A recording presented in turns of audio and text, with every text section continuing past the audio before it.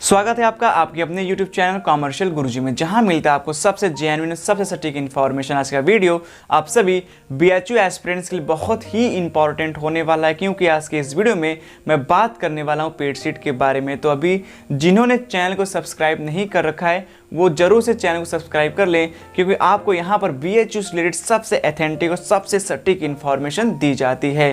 तो चलिए शुरुआत करते हैं इस वीडियो की। बात करते हैं यहाँ पर हम लोग पेड सीट के बारे में। तो कई दिनों से लगातार पेड सीट के रिगार्डिंग जो है कि एस्पिरेंट्स की क्यूरी आ रही थी, तो मैंने सोचा कि पेड सीट पर एक पूरी कंप्लीट वीडियो ही बना दी जाए। देखिए, BHU में जितने भी कोर्सेज चलते हैं, चाहे हम UG की बात कर लें चाहे हम PG की बात कर लें, ठीक है, सभी कोर्सेज के नंबर ऑफ सीट आपको UT बुलेटिन और पेड बुलेटिन में देखने को मिल जाएगा। वो जो सभी सीटें होती हैं वो रेगुलर सीटें होती हैं।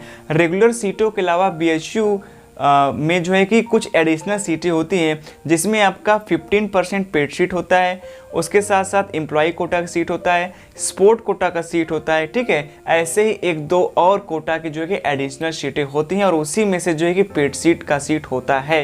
तो जो भी नंबर ऑफ सीट आपको बुलेटिन में देखने को मिलते हैं वो सिर्फ और सिर्फ रेगुलर सीटें होती हैं, जिनमें कोई एस्पिरेंट्स को एडमिशन मिलता है। लेकिन जितने भी सीटें होती हैं उन सीटों का 15% जो है पेड सीट अलग से होता है। जैसे फॉर द एग्जांपल अगर बात करें बीकॉम की, तो बीकॉम में मेन कैंपस में 286 सीटें हैं। वहीं बात करें हम BSc बायो की, तो मेन कैंपस FMC में कुल 383 सीटें हैं।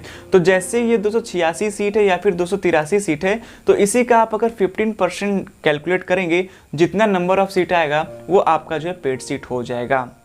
ठीक इसी तरीके से अफिलिएटेड कॉलेज में जितने भी सीटें होती हैं रेगुलर सीटें, उनमें भी 15% पेड सीट होती है। तो हम बात करें अगर मेन कैंपस की या फिर बात करें हम एफिलिएटेड कॉलेज की, दोनों जगह पर पेड सीटें पाई जाती हैं। पेड सीटें सिर्फ और सिर्फ वहाँ नहीं पाई जाती जो स्पेशल कोर्सेस होते हैं। जैसे बात करें BA LLB स्पेशल कोर्स है, MBA स्पेशल कोर्स है, तो जितने भी स्पेशल कोर्स होते हैं उसमें पेड सीट नहीं होता है। अब बात करते हैं कि ये पेड सीट कैसे अलॉट होता है। आपके जानकारी के लिए बता दूं कि BHU एंट्रेंस एग्जाम हर साल कंडक्ट करवाती है, और उस एंट्रेंस एग्जाम में जो भी एस्पिरेंट क्वालिफाई करते हैं रैंक वाइज जो है कि काउंसलिंग होती है और सीटें अलॉट होती हैं। जब रेगुलर सीटें अलॉट हो जाती हैं उसके बाद जो है कि पेड सीटों का अलॉटमेंट होता है। जैसे फॉर द एग्जांपल मान लीजिए कि किसी कोर्स में जो है कि 100 सीटें हैं, वो 100 सीटें जो है कि 150 रैंक आते आते जो है कि सबको अलॉट हो गई हैं।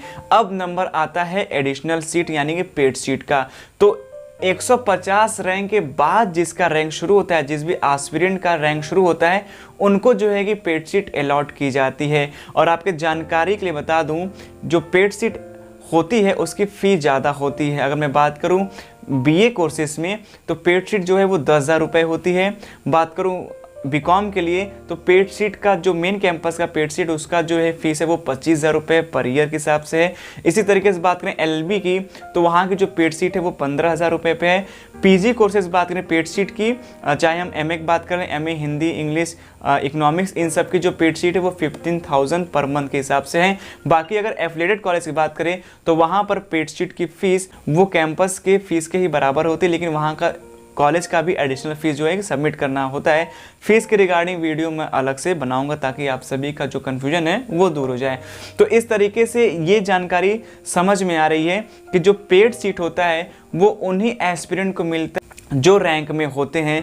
इसका कतई मतलब नहीं होता कि अगर आपने एंट्रेंस एग्जाम दिया है और आपका रैंक काफ़ी नीचे है तो आप आकर जो है कि पेड सीट ले सकते। जी नहीं, पेड सीट उन्हीं एस्पिरेंट को अलॉट होती है जो रैंक होल्डर होते हैं। जैसे मैंने आपको एग्जांपल में समझा दिया, अगर 100 सीटें हैं और वो 100 रेगुलर सीटें 150 रैंक तक भर गई हैं, अब जो है पेड सीट की अलॉटमेंट की जाएगी, तो 151वां जिसका रैंक होगा वो एलिजिबल होगा उस पेड सीट को लेने के लिए। अब बात यहाँ पर आती है कि पेड सीट मिलता किसको है।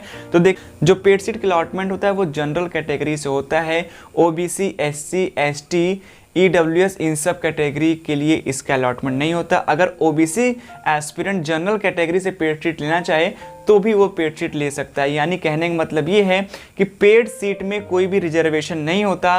पेड सीट का जो अलॉटमेंट होता है वो जनरल कैटेगरी से ही होता है। और आप सभी की जानकारी के लिए बता दूं, BHU में रिजर्वेशन चलता है। बात करें OBC NCL 27% मिलता है, SC को 13% मिलता है, ST को 7% के आसपास या 11% के आसपास मिलता है, EWS को 10% मिलता है, अनरिजर्व जो है कि 40% है। तो इस तरीके से जो है कि रिजर्वेशन बटा हुआ है। इसी रिजर्वेशन जो है कि PWD वाले कैंडिडेट्स भी आ जाते हैं। तो रिजर्वेशन से रिलेटेड भी एक अलग से वीडियो बना दूंगा ताकि आपको समझ में आए कि कितना कितना सीट किस कोर्स में किसके लिए रिजर्व है। तो कुल मिलाकर यही कहें कि जो पेड सीट होता है उसकी अलॉटमेंट जो है वो रैंक वाइज होती है। इसका मतलब कतई नहीं है कि अगर किसी का नीचे रैंक है और वो ऊपर आकर जो है पेड सीट को अलॉट कर रहा लेगा, चाहे हम मेन कैंपस की बात कर लें, चाहे हम एफिलिएटेड की बात कर लें। और दूसरी जो सबसे इंपॉर्टेंट बात है, पेड सीट का जो अलॉटमेंट होता है वो जनरल कैटेगरी से होता है। उसमें कहीं पर भी रिजर्वेशन मतलब कि जो कैटेगरी वाले हैं OBC, SC, ST, EWS, इनको जो है अलॉटमेंट नहीं मिलती। अगर ये कैटेगरी वाले अगर चाहेंगे तो जनरल कैटेगरी से जाकर पेड सीट ले सकते हैं। और पेड सीट की जो फीस है वो रेगुलर फीस से कई गुना ज़्यादा होता है। मैंने एग्जाम्पल में आपको बता दिया। बाकी फीस से रिलेटेड मैं एक अलग से सेपरेट वीडियो बनाऊंगा। तो उम्मीद है आपको पेड सीट के बारे में पूरी इन्फॉर्मेशन मिल गई हो। अब क्वेश्चन ये, क्या पेड सीट वालों को हॉस्टल मिलता है? तो जी हाँ, बिल्कुल मिलता है। इस बार 2020 के एग्जाम्पल की बात करें तो MMB में पेड सीट में कुछ एस्पिरेंट हैं, उनको भी हॉस्टल अलॉट हुए हैं। तो ऐसा कतई नहीं कि पेड सीट वालों को हॉस्टल अलॉट नहीं होता। बस हॉस्टल अलॉट का जो बेसिस है वो यही है कि आपका जो स्कोर है वो अच्छा होना चाहिए। दूसरी चीज़, आपका जो रेजिडेंस है वो BHU से काफ़ी दूर होना चाहिए। तो जो जितना दूर पर रहेगा उसका जो कंपोजिट इंडेक्स है वो उतना ही बेहतर होगा। और जो रैंक होल्डर होते हैं उन्हें जो कि हॉस्टल मिल जाती है। बात करें मेन कैंपस BHU में तो हर एक कोर्स में लगभग 30 to 40% का हॉस्टल अलॉटमेंट होता है। सिर्फ और सिर्फ MMB ही ऐसा कॉलेज है जो कि लगभग सभी गर्ल्स एस्पिरेंट को हॉस्टल अलॉट कर देता है। तो उम्मीद है आज की इन्फॉर्मेशन आप सभी को अच्छे समझ में आ गई होगी। तो ऐसे इन्फॉर्मेटिव वीडियो देखने के लिए जरूर से चैनल के साथ जुड़े, क्योंकि यहाँ पर आपको हमेशा मिलता रहेगा सबसे जेन्युइन, सबसे रियल कंटेंट मिलेंगे नई वीडियो में, फिर से कुछ नई अपडेट के साथ।